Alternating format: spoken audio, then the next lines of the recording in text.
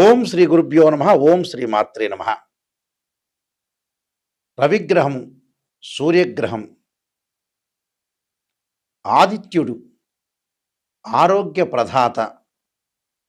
సూర్యభగవానుడు సంవత్సర కాలం తర్వాత మళ్ళీ ఉచ్చస్థానంలోకి వస్తున్నాడు.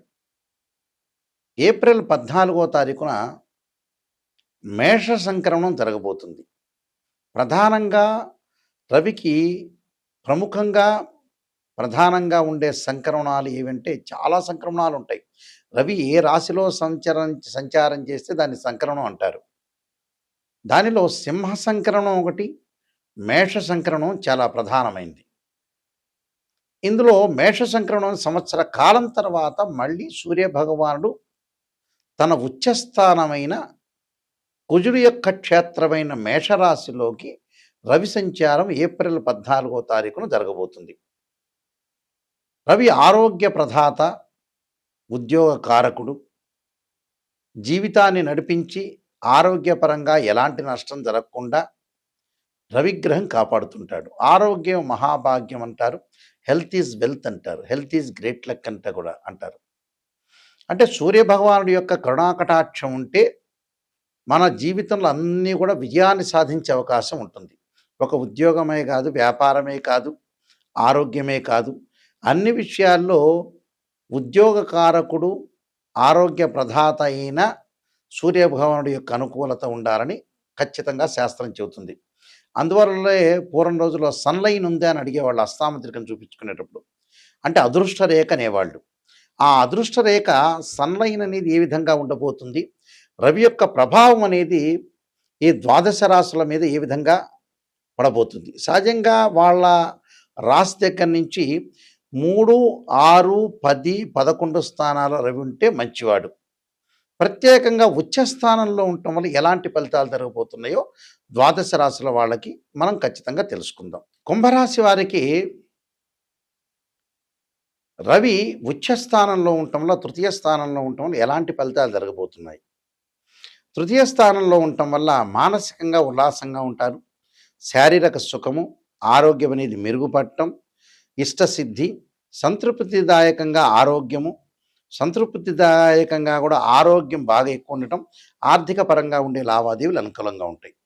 శుచిగల దుస్తులు ధరించడం ఒకటి, ఆర్థిక బాధలు తగ్గుతాయి, బంధుమిత్రులతో విరోధ భావాలు తగ్గే అవకాశం ఉండటం, అలానే ప్రయాణాల వల్ల కొంత లాభం కలిగే అవకాశాలు, భార్య పిల్లలతోటి కూడా అనుకూలంగా ఉంటుంది. ఆర్థిక పరంగా మటుకు లావాదేవీల విషయంలో చాలా బాగుంటుంది. బంధుమిత్రుల యొక్క కలయిక, పుణ్యక్షేత్రాలు, తీర్థయాత్రలు, ఏదైతే మనం గతంలో ప్రయత్నాలు చేయాలనుకున్న ఆ ప్రయత్నాలు ఆగిపోయినాయో ఆ ప్రయత్నాలు మళ్ళీ కొనసాగించే అవకాశాలు ఎక్కువ ఉంటాయి. ధనప్రాప్తి అంటే పెండింగ్ ప్రాజెక్టులన్నీ కూడా పూర్తయ్యే అవకాశాలు ఎక్కువగా ఉంటాయి. కాబట్టి సంతృప్తిదాయకంగా ఉంటుంది. వివాహ శుభ కార్యక్రమాలు, ప్రయత్నాలు సఫలీకృతం అవుతాయి. ఆరోగ్యం కొంత మెరుగుపడుతుంటుంది. ఎక్కడో మొండి బాకీలు వసూలు కావటం, నూతనంగా ఇంట్లో గృహ ఉపకరణ వస్తువులు కొనుగోలు చేస్తారు, బంగారు ఆభరణాలు కొనుగోలు చేస్తారు. అలానే పిల్లల యొక్క చదువుల మీద బాగా కాన్సన్ట్రేషన్ చేసే అవకాశం ఉంటుంది. ఉద్యోగం మీద కూడా బాగా కాన్సన్ట్రేషన్ చేయటం, ఉద్యోగ పరంగా కూడా ప్రమోషన్లు జరగటం, స్థానచలనం జరిగే అవకాశాలు ఎక్కువ ఉంటాయి. వాళ్ళు ఏదైతే ఊరు అనుకుంటున్నారో వాళ్ళ సొంత ఊరిలో ఉండే అవకాశాలు ఎక్కువ ఉంటాయి. ఎవరైతే ఇష్టపడుతున్నారో ఆ ఊరికి ట్రాన్స్ఫర్ అయ్యే అవకాశాలు ఎక్కువ ఉంటాయి. కాబట్టి టోటల్గా వీళ్ళకి అనుకూలమైన ఫలితాలు జరిగే అవకాశాలు ఖచ్చితంగా ఉంటాయి. శుభ కార్యక్రమాల యొక్క నిర్వహణ కూడా చేసుకుంటారు. నేను కొన్ని పరిహారాలు చెప్పబోతున్నా, ఆ పరిహారాలు మీరు పాటించండి, మీకు మంచి జరిగే అవకాశాలు ఖచ్చితంగా ఉంటాయి. రవి యొక్క అనుకూలత చాలా అవసరం. అంటే ఏ జాతకులకనైనా సరే రవి మహర్దశ బాగుండాలి, రవి మంచి స్థానంలో ఉండాలి. రాశిచక్రంలో కానీ, భావచక్రంలో కానీ, నవాంశంలో కానీ రవి అనుకూలంగా ఉంటేనే మనం ఉద్యోగం సాధించగలుగుతాం. ఆరోగ్యం బాగుంటుంది. మనకు ఆరోగ్యం బాగుంటేనే మనం ఉద్యోగం చేయగలుగుతాం, వ్యాపారం చేయగలుగుతాం. ఏదైనా ఆరోగ్యం బాగుంటేనే మనకు అదృష్టం కలిసి వచ్చే అవకాశం ఉంటుంది. అదృష్టం కలిసి వచ్చే గ్రహం కూడా రవే. రవి సహజంగా వాళ్ళ రాశి దగ్గర నుంచి 3, 6, 11 స్థానాలు సుఫలితాన్ని ఇస్తాడు. అంటే వాళ్ళ రాశి దగ్గర నుంచి రవి ఎక్కడున్నాడో చూసుకోవాలి. ప్రధానంగా ఇప్పుడు సంవత్సర కాలం తర్వాత రవి ఉచ్చస్థానంలో ఉన్నాడు. మరి రవి వల్ల చాలా ప్రయోజనాలు పొందాలంటే ఏంటంటే రవి యొక్క అనుగ్రహం అనేది మనకు ఉండాలి. రవి చెడు స్థానంలో ఉంటే ఖచ్చితంగా ఆదిత్య హృదయాన్ని పాలనం చేయాలి. సూర్య భగవానుడి యొక్క ఆరాధన చేయాలి. ఆదిత్యాయుధ్నే సహస్రకిరణాయ ధీమహి తన్నో సూర్య ప్రచోదయాత్ అనే మంత్రాన్ని చదువుకోవాలి. వీలైతే శ్లోకం ఉంటుంది. జపాకుసుమ సంకాసం కాశ్యపేయం మహాదుతిం తమోరిం సర్వపాపఘ్నం ప్రణతోస్మి దివాకరం అనే మంత్రాన్ని చదువుకోవాలి. అలానే ఆరాధన చేయాలి. అగ్నిని ఆరాధన చేయాలి. అగ్నిదేవుణ్ణి ఆరాధన చేయటం కూడా చాలా మంచిది. అలా రుద్రుణ్ణి కూడా ఆరాధన చేయమంటారు. అంటే సూర్యగ్రహానికి ఏమిటంటే అధిదేవతలు ప్రత్యదేవతలు ఉన్నారు. ఒకళ్ళు అగ్ని, ఒకళ్ళు రుద్రుడు. అంటే రుద్రుణ్ణి పరమేశ్వరు యొక్క ఆరాధన చేయాలి. అలానే విష్ణువు యొక్క ఆరాధన చేయాలి. అంటే ఓం నమః పంచాక్షరి చేసుకోవాలి. ఓ నమో నారాయణ అనే మంత్రాన్ని కూడా మనం పఠించడం వల్ల కూడా మంచి జరుగుతుంది. కాబట్టి ఖచ్చితంగా సూర్యుడి యొక్క ఆరాధన చేసుకోవాలి. సూర్యుడి యొక్క ఆరాధన చేయటం వల్ల కూడా మనకి అన్నీ కూడా చెడు ఫలితాలన్నీ కూడా తొలగిపోయి సుఫలితాలు వచ్చే అవకాశం ఖచ్చితంగా ఉంటుంది. అంటే ఇవన్నీ కూడా నేర్చుకొని మీరు ముందుకు వెళ్ళాలి. అంటే చదువుకోవాలి. ఏదైతే మాకు రవిగ్రహం బాగలేదో జాతకరీత్యా, కానీ ఇవన్నీ కూడా గోచారీత్యా చెప్పబడే ఫలితాలు. బర్త్ చార్ట్ వేరు, గోచారం వేరు. గోచారం ఎప్పుడూ కూడా ఎంత కృషి చేసినా కూడా ఆవగిందంత అదృష్టం ఉండటానికి గోచారం. బర్త్ చార్ట్ ఏంటంటే జీవితాంతం కూడా అనుకూలంగా ఉండటానికి బర్త్ చార్ట్ అవసరం.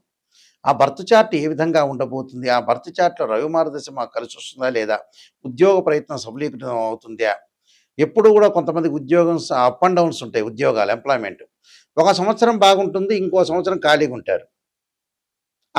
ఆ సంవత్సరం అంతా కూడా డబ్బులు సంపాదిస్తే నెక్స్ట్ ఇయర్ ఆ డబ్బులు ఖర్చు పెట్టేస్తారు. 2 సంవత్సరాలు బాగుంటుంది, 3వ సంవత్సరం బాగుండదు. అలాగా కంపెనీలో తీసేయటము, ఉద్యోగంలో వీళ్ళు బయటికి రావటము, వీళ్ళ మీద ఫేవరబుల్ లేకపోవటము, శత్రువులు బాగా పెరగటము, ఇలాంటి ఇన్సిడెంట్స్ ఎక్కువగా జరిగే అవకాశాలు ఎక్కువ ఉంటాయి. కాబట్టి ఉద్యోగపరంగా ప్రయత్నాలు ఏ విధంగా ఉన్నాయో తెలుసుకోవాలి. తెలుసుకొని చాలా జాగ్రత్త పడి ముందుకు వెళ్తేనే మనకు మంచి జరిగే అవకాశాలు ఎక్కువగా ఉంటాయి. ఉద్యోగం అనేది ఏ విధంగా ఉందో తెలుసుకోవాలి. ఉద్యోగము, ఆరోగ్యము, వ్యాపారము, అలానే ఫైనాన్షియల్ పరంగా ఉండే డెవలప్మెంట్స్ ఇవన్నీ కూడా ఉద్యోగం వల్లే లభిస్తాయి. కాబట్టి ఖచ్చితంగా తెలుసుకోవాలి. నేను కొన్ని ఆస్ట్రాలజీ బుక్స్ రాశాను. ఆస్ట్రాలజీ సంబంధించిన బుక్స్ రాశాను. దానిలో కాలసర్పయోగము, కాలసర్పయోగ చంద్రిక, రాహుకేతులు, ఛాయాగ్రహాలు, పుత్రగణపతి వ్రతము, స్వప్నశాస్త్ర ఫలదీపిక, అలానే బృహత్ పరిహార సింధు, దాంతోపాటు జాతక చంద్రిక, వివాహ మార్తాండము, సర్వదేవతా గోత్రపురులు పార్ట్ 1, పార్ట్ 2, నవగ్రహాలకి దోషాలు పోవడానికి దశమహావిద్యల యొక్క అమ్మవారి యొక్క స్తోత్ర పారాయణాలు, పుత్రగణపతి వ్రతము, ఇలాంటి ప్రిడిక్షన్ ఆఫ్ ఆస్ట్రాలజీ అనే నెంబర్ ఆఫ్ బుక్స్ రాశాను. మీరు జాతకాన్ని నిజంగా చెప్పించుకోవాలి, మేము డెవలప్మెంట్ కావాలి నాయకంటి గారి ద్వారా నిజాన్ని చెప్పించుకోవాల్సిన వ్యక్తులు మాత్రమే నాకు ఫోన్ చేయండి. ఎందుకంటే వాట్ ఈస్ ద రీజన్ అంటే, కొంతమంది జాతకానికి మా దగ్గర అడిగి గురువుగారండి నెగిటివ్ చెప్పొద్దండి, పాజిటివ్ మాత్రమే చెప్పండి అని అంటారు. పాజిటివ్ చెప్పేటట్టయితే మనం పక్కన వాళ్ళని అడగచ్చు. మన ఇంటి పక్కన వాళ్ళు ఉంటారు, మమ్మల్ని పొగడండి అంటే పొగుడుతారు. పొగడటం కాదు, శ్రేయ లోపం మెరుగుట పెద్ద విద్య, లోపం మెరిగిన వాడే పూర్ణవుతాడు. ఎప్పుడు కూడా నెగిటివ్ను మనం పాజిటివ్ చేసుకోవాలి. పాపం నెగిటివ్ అంటే ఇంట్రెస్ట్ ఉండదు చాలామందికి కూడా. ఆ ఇంట్రెస్ట్ లేకపోవటం వల్లనే లైఫ్ అనేది చాలామందికి కూడా వాళ్ళు కొంచెం అట్రఫీల్ కావడానికి కారణం అదే లైఫ్లో. ఎప్పుడు కూడా నెగిటివ్ ఏదైతే ఉంటుందో దాన్ని పాజిటివ్ చేసుకోవాలి. నెగిటివ్ని మనం పాజిటివ్ చేసుకుంటేనే జీవితం అనేది ధన్యమైపోతుంది. ఎప్పుడూ పొగట్టంలో నువ్వు రాష్ట్ర ముఖ్యమంత్రి అవుతావు, నువ్వు ప్రధాని అవుతావు, మినిస్టర్ అవుతావు, ఇవన్నీ ఏముంటాయండి ఫూలిష్నెస్ విషయాలు. నిజం చెప్పాలంటే ఒక ఉద్యోగపరంగా కానీ ఆరోగ్యపరంగా ఇబ్బందులు కలుగుతున్నాయని చెప్పినప్పుడు మనం జాగ్రత్త పడటానికి అవకాశం ఒకటి ఉంటుంది. అలాంటి విషయాలన్నీ కూడా మీరు గ్రహించండి. ప్రతి వాళ్ళు చెప్పే విషయాన్ని ఏం చెబుతున్నారు, వాళ్ళు నిజం చెబుతున్నారు, అబద్ధం చేస్తున్నా టాలీ చేసుకోండి, నిజాన్ని తెలుసుకోండి.